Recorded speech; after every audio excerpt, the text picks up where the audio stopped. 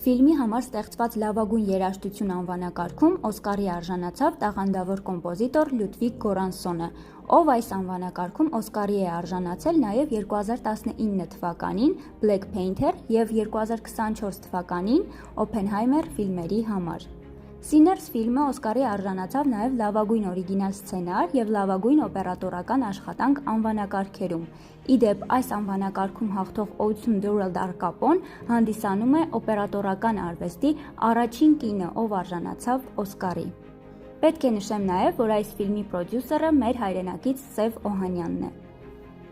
Լավագույն ձայն անվանակարգում Օսկարի արժանացավ F1 ֆիլմը, իսկ լավագույն օտարալեզու ֆիլմ անվանակարգում Նորվեգիան ներկայացնող Sentimental Value ֆիլմը։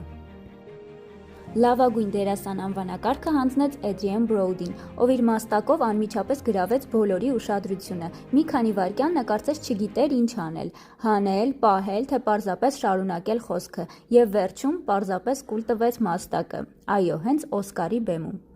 Այս պահը արագ դարձավ ամենաքննարկվողներից մեկը սոցիալական հարթակներում։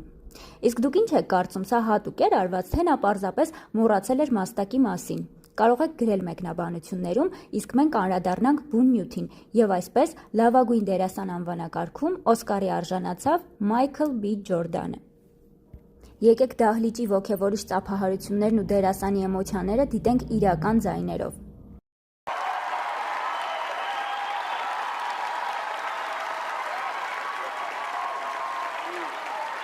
2026 թվականի Օսկարի լավագույն դերասանուհի մրցանակը հանձնեց Մայքի Մեդիսոնը, ինչպես կրահեցիք բոլոր նախորդ տարվա օսկարակիրները հանձնեցին այս տարվա մրցանակները։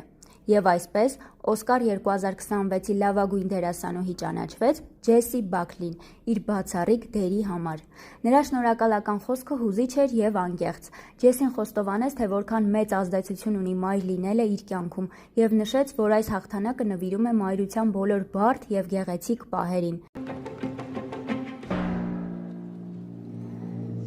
The Oscar goes to One Battle After Another.